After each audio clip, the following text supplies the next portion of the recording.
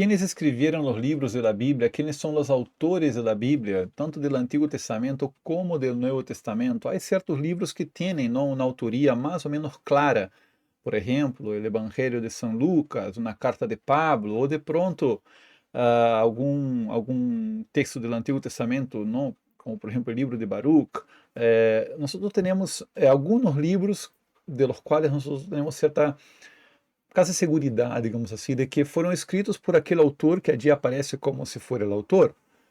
Pero na maioria de los libros de la Biblia existe un gran debate, incluso un desconocimiento, una nube oscura, una ignorancia sobre quién habrá escrito tal o qual libro, y bueno, es parte, ¿no? No todos los libros están firmados y pues corresponde a la exégesis bíblica, al estudio histórico, al estudio literario, tratar de entender quién es el autor. ¿Y por qué eso es importante? Porque la iglesia pide que el texto sagrado sea examinado de manera racional, crítica, y una de las primeras cosas que se pide es que nosotros sepamos examinar la intención del autor. Y dentro de ese examen de la intención del autor es muy importante saber quién es el autor. Y la mayoría de las veces va a ser imposible saber el nombre del autor, pero uno puede de alguna manera deducir al menos cuál es la cultura del autor, la etapa histórica, la teología del autor, incluso el estilo del autor. Incluso por el tema del estilo de un determinado libro, uno puede comparar con otro libro y quizás ver, oiga, parece que es del mismo autor, no por el estilo y vocabulario que tiene, o de autores diferentes, pero que hacen parte de una misma tradición teológica, ¿correcto? Ahora bien, no siempre fue así. Nosotros estamos en el siglo XXI, estamos pues a 60 años del Vaticano II, ¿no? Se ha cumplido hace poco 60 años de la publicación de la Dei Verbum, y estamos en una época donde nuestro pensamiento ele es mucho más nosotros somos capaces hoy de comprender que la realidad de la palabra de Dios ella debe ser examinada desde diferentes perspectivas. ¿Por qué? Porque se ha desarrollado várias ciências que antes não existiam. A arqueologia, a semiótica, a filologia, incluso a crítica textual, a paleografia, quer dizer, o estudo dos escritos antiguos. Nós temos hoje uma diversidade de carreiras e eminências e estudos, não, acerca do texto bíblico em diferentes aspectos. Pero não sempre foi assim, e em la antiguidade cristiana, em la Edad Média, incluso hasta entrada da modernidade, a autoridade ella la tenían pessoas que estavam mais volcadas hacia la teología, no tanto a la exégesis bíblica. Y cuando uno ve a los padres de la iglesia que tenían un mayor interés por la crítica textual, por entender la intención del autor, por ejemplo, en las Confesiones de San Agustín hay todo un capítulo, bueno, varios capítulos en los cuales San Agustín examina la escritura y él se preocupa por la intención del autor. Eso de buscar la intención del autor no es invención de Vaticano II, no es una cosa de la iglesia ahora, no, no, no. Já San Agustín e vários outros autores, Orígenes e vários outros mais, eles tinham interesse em compreender a intenção do autor. Só que eles não entravam no debate de quem é o autor, porque era um ponto pacificado que, por exemplo, sobre o Gênesis, o autor era Moisés. E isso porque era a tradição, porque não existia lo que vino a surgir depois, que é a teoria documental ou a hipótese documentária. É sobre esse tema que eu quero falar aqui neste curto vídeo, breve vídeo, que quero explicar de uma maneira inicial e muito general de que se trata a hipótese documentária ou a teoria documental dos escritos bíblicos, especificamente do Pentateuco. Eu sou Ricardo Braz, sou teólogo católico, estou aqui para ajudar-te a ler e a entender a Bíblia segundo os critérios que dá a Igreja Católica. E se tu estás disposto a desenvolver a espiritualidade bíblica, te recomendo que entres a nosso vídeo de los 7 pilares de la espiritualidad bíblica. Está aqui na descrição do vídeo e também vou poner um card acá para que tu entres. E isso hace parte de uma série de classes que hacemos todos os jueves aqui neste canal, de los jueves bíblicos católicos, jueves bíblico católico, e estamos desenvolvendo Bíblia com método. E também já hemos tenido uma primeira classe sobre como ler o relato já vista da criação. Se te interessa por ler o Gênesis, por começar a Bíblia já desde o Antigo Testamento, nesta classe eu explico por que ler desde o Antigo Testamento, por que cheguei a essa conclusão, não sem excluir, obviamente, o Evangelho tem que estar sempre ao nosso lado. No, pero ¿por qué es importante que el católico conozca el Antiguo Testamento? Vamos a ir hablando sobre ese tema cada vez más acá en este canal. Y uno de los temas que surgen cuando empiezas a leer el Génesis es toparse com comentários bíblicos, introduções bíblicas, estudos bíblicos que mencionam a tradição javista, a tradição sacerdotal, depois verás a tradição deuteronômica, a tradição eloísta, e o católico está completamente ignorante com relação a isto. Às vezes uno pergunta hasta a um sacerdote, e o sacerdote ou não sabe responder-te, ou disse, não, essas são teorias e coisas de los intelectuales, como se isto fosse assim, um mundo de las ideias e algo irrelevante. Não é assim, não é assim. Que me desculpem os sacerdotes que pensam assim, pero eu creio que tendrían que volver a suas classes de Sagrada Escritura, volver a suas classes de exégesis para poder entender a importância que tem esse tipo de teorias, porque de verdade que quando uma teoria ela empieza a funcionar como uma ferramenta de interpretação, ela é uma teoria que é muito válida e convém aplicá-la, sempre como hipótese, sempre como teoria, mas convém aplicá-la para ver se nos ajuda a compreensão. Então, aqui eu vou explicar inicialmente, bueno, passar a explicar, não somente nesse vídeo, eu vou ter que fazer um par de vídeos mais sobre isso, mas tratar de explicar o que é a teoria documental ou hipótesis documentária, e em teoria, de que se trata? Que o livro é um collage de recortes. Não era assim como pensavam eles na antiguidade, não é certo? Não era assim como pensavam eles, incluso na época de Cristo, os judíos e os próprios apóstolos, quizás o próprio Jesus Cristo, habla, por exemplo, de el Pentateuco como a lei de Moisés, não? Então, assim, Moisés sempre foi, durante muitos siglos, entendido como aquele que é o autor do Pentateuco, do Gênesis, Éxodo, Números, Levítico e Deuteronômio. Claro que pronto surge a pergunta, espera, se Moisés é o autor do Pentateuco, como pode ser que ele seja autor de Deuteronômio? Porque Deuteronômio, al final do livro, narra a morte de Moisés e como Moisés foi sepultado e o elogio, não, depois de sua morte. Como pode ser que Moisés ha escrito um elogio a si mesmo depois de sua morte? Isso não tem cabida. Então, pronto, claro, surge a pergunta, não, entre os mesmos judíos e os cristianos, não, sobre quienes mais puderam haver escrito o Pentateuco. Pero isso não era uma questão que a eles les interessava a fundo, não? Isso é uma questão que vai interessar muito mais a los homens da modernidade, a gente de nosso tempo, e pero que quedou aí, não? Eles tinham isso como ponto pacificado, aceitavam que Moisés era o autor de Pentateuco, pero quando uno empieza a examinar os textos do Antigo Testamento, especificamente de Pentateuco, com um olho mais, não, apurado, não, com mais as minúcias de texto e comparar textos, vê que há coisas que não se explicam simplesmente porque Moisés lo escreveu. Não? E não vou entrar muito a fundo nisto, mas há discrepâncias, há visões distintas, há teologias diferentes e é quase praticamente impossível pensar que uma sola pessoa haya tenido esses conflitos e essas versões distintas. E que dizer, por exemplo, do idioma, a formação do idioma hebreu? Provavelmente Moisés viveu na época em que não se falava hebreu, o hebreu não era o idioma de Israel, o idioma de Israel provavelmente era o idioma arameu, e sabe Deus que coisa falava Moisés, não? Quizás falava egípcio, quizás falava um arameu. O hebreu, de hecho, parece que não existia na época de Moisés. O hebreu vinha a ser desenvolvido 200, 300 anos depois de Moisés. Então, que realmente pudo haver sido de Moisés? Não se sabe, mas hoje a teoria documental ou hipótesis documentária, ela vem a proponer-nos que o Pentateuco é um livro, é uma coleção de livros e cada livro é um collage de recortes.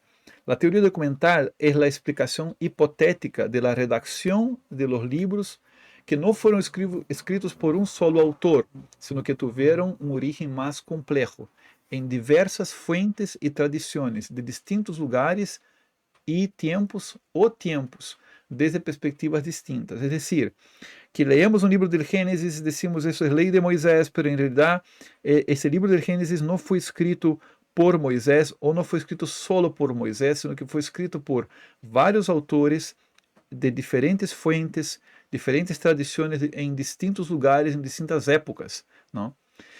Então estamos falando acá sobre processo de redação de um livro, correto? Processo de redação de um livro.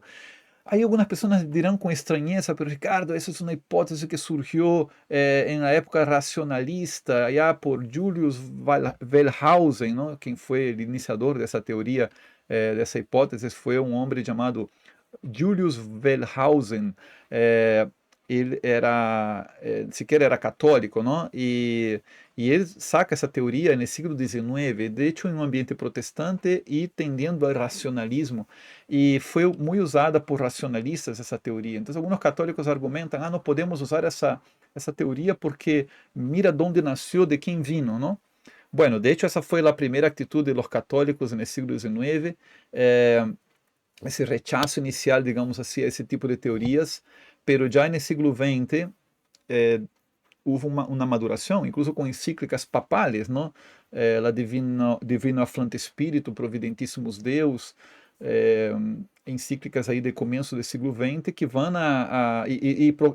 digamos, además, pronunciamentos do Santo Ofício, que atualmente é o Dicastério para a Doutrina da Fé, o Santo Ofício da época, ele se vai pronunciar dizendo, ok, não todo é de Moisés, não se pode negar que seja de Moisés, pero tampouco podemos dizer que seja todo de Moisés. Esses são os primeiros pronunciamentos do Santo Ofício. Se tu queres, busca aí na internet, na página do Vaticano, estão esses documentos de Santo Ofício aí, de começo do século XX.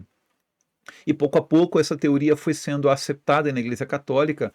A Escola Bíblica de Jerusalém é uma escola, os dominicos, não? Eles defendem muito isso de que a Bíblia tem tradições por detrás. Então, não deixa de ser uma hipótese, pero é uma hipótese que já se encaixa em um lugar devido dentro de uma visão católica. E é muito interessante, em realidade, quero trazer isto acá, porque vale a pena. Qual é a ideia? Que existe um redator de texto canônico. O que é o texto canônico? O texto canônico é o texto que tu lês, é o texto que tu encontras aí na Bíblia, não é isso que tu abres a Bíblia e empiezas a ler. Esse é o texto canônico, é decir, esse texto que está fijado, aceptado, correto? Agora bem, esse texto teve um redator final, e esse redator final habría chegado a esse resultado tras reunir um conjunto de relatos independentes, chamados perícopes. Que significa perícopes? O pericopas significa fragmento, um fragmento, não? É um fragmento narrativo. Sabe quando tu abres tu Bíblia e vês um pequeno subtítulo, não? Quando estás lendo assim, vês um pequeno subtítulo e tens, por exemplo, na parábola. Aí vem outro subtítulo e outra parábola. Aí vem um subtítulo e vem, não sei, relato de um milagro. E esses subtítulos, eles estão postos ali para ajudar-nos, não, como uma muleta, como um apoio, para que sepamos diferenciar as perícopes. E isso está em las Bíblias modernas, não? Isso é uma ferramenta que se hace nas edições modernas da Bíblia. Quando uno mira um manuscrito antigo, não, da Bíblia, não existem esses capítulos, versículos, subtítulos, títulos de seção. Essas são todas coisas modernas. Por quê? Porque hoje se identifica e existem maneiras de identificar o fragmento narrativo, não? Quando começa e quando termina uma ideia. A ideia é que haviam vários fragmentos narrativos, às vezes incluso de diferentes fuentes, de diferentes tradições, e que chegaram a um determinado redactor que pudo agrupar esses diferentes fragmentos e redactar um solo texto, que é o texto canônico, entendes? É como, imagine-se vocês hiciéramos um trabalho em grupo, e quando hacemos um trabalho em grupo é que apresentar uma redação final, digamos assim, temos um grupo de 6 pessoas. Vai, tu te encargas de escrever o capítulo 1, tu escreves o capítulo 2, tu escreves o capítulo 3, tu o 4, essa pessoa acá se vai encargar de fazer a introdução e tu vas encargar de fazer a conclusão. Damos uma semana de trabalho, a la semana seguinte, cada um traz sua redação. Pero alguém tem que agrupar tudo isto, alguém tem que ler tudo isto e unificar a linguagem. Por quê? Porque vaya, a pessoa que escreveu o capítulo 1 escreve de uma maneira muito diferente a que escreveu o capítulo 4, não? Então, assim, de pronto o redator ele vai organizar as ideias, de pronto há ideias repetidas, de pronto há incoerências. Então, o redactor final, a pessoa que vai, digamos assim, a trabalhar para agrupar as ideias, não? Ele vai ter o trabalho de hacer o texto final que será entregado, ¿no es cierto? Então, isso é uma coisa muito comum, esse é um trabalho colaborativo que provavelmente é assim como ocorreu em alguns livros bíblicos. E essa é a hipótese documentária, não é certo? E a palavra fragmento em grego, o corte, o verbo cortar, não? A palavra corte é pericopon, e o verbo cortar é pericopes, não? Então, de aí vem a palavra perícope, que é uma palavra um pouquinho técnica, pero muito, muito, muito usada quando tu empiezas a estudar a Bíblia, isso se vuelve muito familiar. A perícope é esse fragmento, esse corte, esse troço de texto bíblico. Acá um pequeno desenho já para terminar, vamos a desenhar isto acá, não? Para terminar já esta explicação. Vou a sair aqui da pantalla para que seja mais fácil mostrar. Não? Imagina-se que tu tens aqui um rollo da Bíblia, não?